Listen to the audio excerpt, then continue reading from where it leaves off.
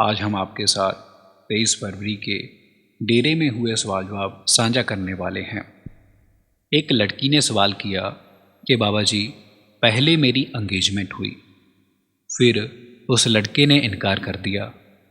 उसके बाद मेरे माँ बाप ने उस लड़के को मनाया, वो फिर से माना और फिर से उसने इनकार कर दिया। अब बाबा जी, वो 4 बार ऐसे कर चुका है। अब मुझे उस लड़के पर विश्वास नहीं है। अब बाबा जी, मुझे क्या करना चाहिए? इस पर बाबा जी ने फरमाया कि देखो बेटा, जो हमारे माँ बाप हैं वो हमारे दुश्मन नहीं हैं। अगर कोई हमारे साथ ऐसा करता है, हमें ठोकर तो जरूर लगती है। हमें अपने बुजुर्गों के साथ सलाह करनी चाहिए और इस बात को भी जानना चाहिए कि उस व्यक्ति ने ऐसा क्यों किया, और हमें आगे जो भी करना चाहिए वो अपने माँ बाप और बुजुर्गों की सलाह से करना चाहिए। फिर उस बीबी ने आगे सवाल किया कि बाबा जी, अब शादी करने का दिल नहीं करता। फिर आगे बाबा जी ने फरमाया कि देखो बेटा, इस बारे में आप अपने माँ बाप से सलाह करें। एक व्यक्ति ने बाबा जी से सवाल किया कि बाबा जी, सेवा में आते हैं पर अभी तक कुछ नहीं बना। इस पर बाबा जी ने फरमाया कि देखो बेटा, हमें गिनती नहीं करनी है, हमें बस अपना काम करना है। अब जहाँ पर उस मालिक की मौज है कि वो कब हमें अपने लायक बनाता है, मालिक खुद दया करेगा। फिर आगे व्यक्ति ने सवाल किया कि बाबा जी, मेरा बेटा बीमार रहता है, क्या ये मेरे कर्म हैं? इस पर बाबा जी ने फरमाया कि देखो बेटा, कर्म तो उसके हैं, हमने तो उसकी सेवा करनी है, हमें उनका सहारा बनना है। अगर ऐसे मौके पर हम खुद ही डोल जाएंगे तो उसे सहारा कौन देगा? हमें अपना काम करते रहना चाहिए और बाकी सब उस मालिक पर छोड़ देना चाहिए। आगे एक व्यक्ति ने सवाल किया कि बाबा जी, अगर हमारी आत्मा परमात्मा की अंश है तो ये उस परमात्मा से अलग क्यों है? इन दोनों में दूरी क्यों है? इस पर बाबा जी ने जवाब दिया कि बेटा, आत्मा और परमात्मा के बीच एक छोटी सी दीवार है जो कि होमे की है, मैं मेरी की दीवार है। जब हम इस दीवार को भजन सिमरन के जरिए गिराएंगे तो हमें वो मालिक प्राप्त हो जाएगा। हमें अपना काम करते रहना चाहिए, मालिक की दया जरूर होगी। फिर एक लड़की ने सवाल किया कि बाबा जी, जब हम स्टडी करने के लिए घर से बाहर जाते हैं तब हमसे बहुत सारे ऊंचे नीचे कर्म हो जाते हैं, क्या बाबा जी हमें इन कर्मों का फल भुगतना पड़ेगा? इस पर बाबा जी ने फरमाया कि बेटा, हमें पहले ही सोच समझकर चलना चाहिए।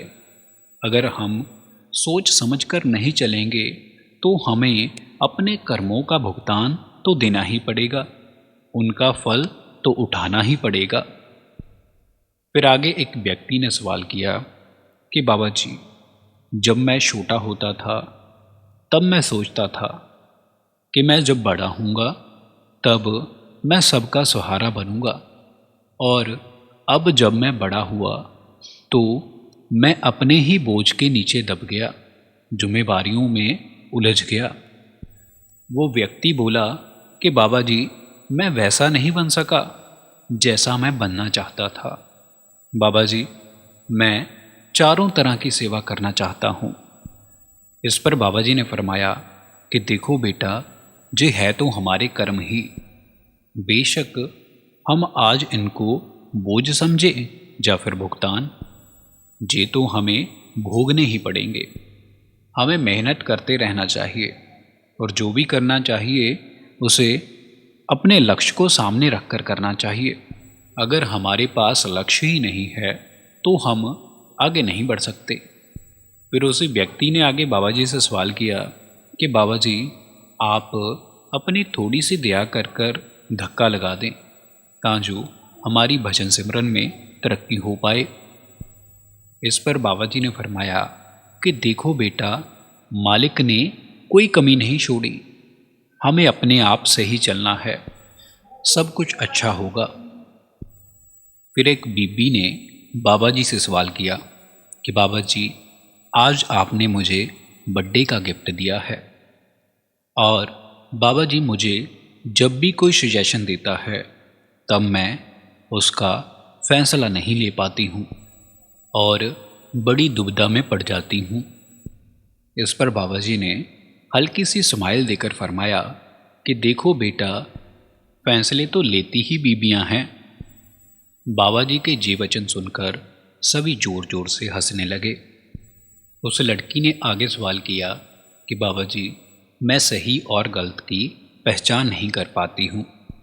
इस पर बाबा जी ने फरमाया कि देखो बेटा, जब हम बड़े होंगे तब हमें ये सब समझ आ जाएगा कि क्या सही है और क्या गलत है।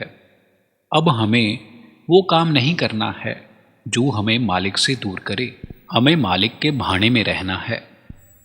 फिर एक बीबी ने सवाल किया कि बाबा जी, हम किसी का दिल नहीं दुखाना चाहते, पर कई बार ऐसी बात हो जाती है कि सामने वाला दुखी हो जाता है। बाबा जी, हमें क्या करना चाहिए?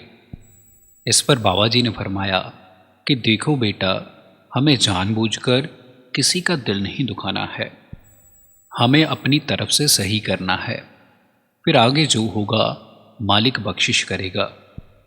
एक बीबी ने सवाल किया कि बाबा जी, क्या हम वहम भरम कर सकते हैं, जैसे नाखून नहीं काटने, झाड़ू शाम को नहीं मारना, या फिर वीरवार को कपड़े नहीं धोने? इस पर बाबा जी ने मुस्कुराते हुए फरमाया कि देखो बेटा, मैं तो नाखून रोज काटता हूँ, मेरे मामा जी तो रास्ता नहीं भूलते। और बाबा जी कहने लगे, बेटा, पुराने ज़मानों में इन बातों के बहुत से तर्क होते थे और इन बातों का एक ख़ास मकसद होता था। फिर आगे उसी बीबी ने बाबा जी से सवाल किया कि बाबा जी, मैं आपकी फ़ोटो के साथ बातें करती हूँ, क्या आप मुझसे बातें किया करोगे? इस पर बाबा जी ने हल्की सी स्माइल दी और उस बीबी ने आगे फिर से सवाल किया कि बाबा जी, जब तक मुझे नामदान नहीं मिलता आप मेरे से ऐसे ही बातें किया करो, और जब मुझे नामदान मिल जाएगा फिर मैं आपसे अंदर से बातें किया करूँगी। और बाबा जी स्माइल देते हुए फरमाने लगे, क्या मुझे बोलने का मौका मिलेगा? बाबा जी के ये वचन सुनकर पंडाल में बैठी संगत जोर जोर से हंसने लगी और बाबा जी ने फरमाया कि देखो भाई, तुम्हारा पति कल को बोलेगा कि तुम किससे बात कर रही हो। और बाबा जी स्माइल देने लगे। फिर बीबी आगे बोली, बाबा जी, मैं जब भी कहीं माथा टेकती हूँ या फिर ब्यास भी आती हूँ तो मेरा दिल करता है कि मैं ज़ोर ज़ोर से रोऊं। इस पर बाबा जी ने फरमाया कि देखो बेटा, मुझे तो ऐसा नहीं लग रहा कि तुम अभी रोओगी। और पंडाल में सभी ज़ोर ज़ोर से हंसने लगे। एक व्यक्ति ने सवाल किया कि बाबा जी, हम राधा स्वामी क्यों बोलते हैं? इस पर बाबा जी ने कहा कि देखो बेटा, जैसे हम मालिक को याद करते हुए एक दूसरे को वाहेगुरु या फिर सतनाम बोल देते हैं, ऐसे ही राधा स्वामी बोल देते हैं। फिर उसी व्यक्ति ने बाबा जी से आगे सवाल किया कि बाबा जी, अनहद नाद क्या है? इस पर बाबा जी ने फरमाया कि देखो बेटा, अनहद नाद वो है जो हमारे अंदर 24 घंटे बज रहा है। फिर उसी व्यक्ति ने बाबा जी से आगे सवाल किया कि बाबा जी, सच्चा प्यार क्या होता है? इस पर बाबा जी ने कहा कि देखो बेटा, सच्चे प्यार को कभी भी जताया नहीं जाता, इसको कभी भी बोला नहीं जाता, इसको सिर्फ महसूस किया जाता है। और जब आप रूहानियत में आओगे तब आप सच्चे प्यार को महसूस करोगे। सच्चे प्यार का मतलब है कि अपना आप सब कुछ उस मालिक के सुपुर्द कर देना। फिर आगे एक व्यक्ति ने सवाल किया कि बाबा जी, मैं जब भी भजन करता हूँ तो मुझे नींद आती है, पता नहीं लगता कि सो रहा हूँ या फिर भजन कर रहा हूँ। इस पर बाबा जी ने फरमाया कि देखो बेटा, जब हम भजन करते हैं तब हमारी रूह हल्की होती है, दुनियावी बोझों से हम हल्के होते हैं और हमें आनंद मिलता है। तब हमें पता नहीं लगता कि हम भजन कर रहे हैं या फिर सो रहे हैं। ये भी एक भजन की अवस्था है। और फरमाया कि हमने इस सब से ऊपर उठना है। फिर आगे एक व्यक्ति ने सवाल किया कि बाबा जी, मुझे चिंता बहुत होती है। इस पर बाबा जी ने फरमाया कि देखो, कुर्बानी फरमाती है कि चिंता ताकि कीजिए जो अनहोनी हुए। जो चीज़ हमारे हाथ में है ही नहीं, उसको लेकर चिंता क्यों करनी है। मेहनत करते रहें और बाकी सब मालिक पर छोड़ दें। जो होना है वो होकर ही रहना है। फिर एक बीबी ने सवाल किया कि बाबा जी, मुझे बहुत डर लगता है। इस पर बाबा जी ने फरमाया कि देखो बेटा, जब हम मालिक पर विश्वास रखेंगे तब हमें किसी प्रकार का डर नहीं रहेगा। फिर उसी बीबी ने सवाल किया कि बाबा जी, मेरा भाई चिंता नहीं करता और मेरे घर वाले टेंशन लेते हैं कि जी आगे घर को कैसे चलाएगा। इस पर बाबा जी ने फरमाया कि देखो बेटा, जब घर में वाइफ आ जाएगी तो इसे खुद ब खुद टेंशन हो जाएगी। फिर उसी बीबी ने आगे सवाल किया कि बाबा जी, मैं मोटी होना चाहती हूँ। संगत जोर जोर से हंसने लगी। आगे एक व्यक्ति ने सवाल किया कि बाबा जी, अगर कोई सच्चे दिल से उस मालिक को याद करे, क्या मालिक जरूर आते हैं। इस पर बाबा जी ने फरमाया कि देखो बेटा, भावना सच्ची होनी चाहिए, वो मालिक कभी हमारा साथ नहीं छोड़ता। फिर वो व्यक्ति कहने लगा कि बाबा जी, क्या मुझको लेने के लिए मालिक आएंगे। इस पर बाबा जी ने फरमाया कि देखो बेटा, मालिक आपको नहीं, मालिक सबको लेने आएगा। उसके लिए सभी एक हैं, सभी एक जैसे हैं।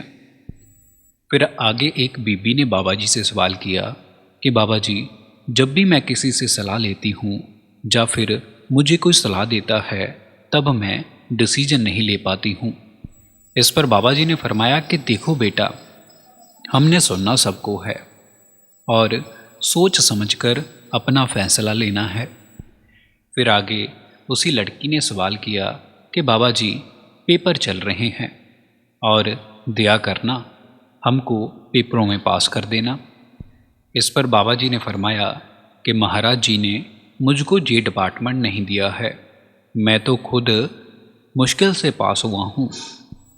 मेरे माता जी मुझे कमरे में बंद कर देते थे, मैं तो खुद ही बड़ी मुश्किल से पास होता था। एक व्यक्ति ने बाबा जी से सवाल किया कि बाबा जी, जब एक शिष्य अपने गुरु को बहुत प्रेम करता है, क्या फिर वो व्यक्ति किसी और का सत्संग सुन सकता है।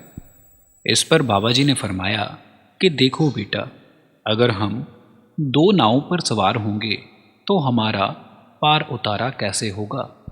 और बाबा जी आगे कहने लगे, किसी का सत्संग सुनने में कोई हर्ज नहीं है, क्योंकि वो भी मालिक की ही बात बताते हैं। पर जब हम थोड़ी सी बात कहीं और से और थोड़ी सी बात कहीं और से ले लेते हैं तब खिचड़ी पक जाती है। हमें वही रास्ता चुनना चाहिए जो हमें सही लगता है। फिर आगे उसी व्यक्ति ने सवाल किया कि बाबा जी देखो, 10 साल हो गए हैं, मेरे पिताजी घर से गायब हो गए हैं और उनके चले जाने के बाद घर में बहुत दुख तकलीफ आ रहे हैं और घर टूट चुका है। इस पर बाबा जी ने फरमाया कि देखो बेटा, आपके पिताजी कोई बच्चे तो थे नहीं, जो भी उन्होंने किया होगा वो बहुत सोच समझ कर किया होगा। आप मालिक पर भरोसा रखें, सब कुछ ठीक होगा। संगत जी, हम अपने चैनल पर बाबा जी के रिलेटेड वीडियोस अपलोड करते रहते हैं। अगर आपको इस प्रकार की वीडियो सुनना पसंद है तो आप हमारे चैनल को ज़रूर सब्सक्राइब करें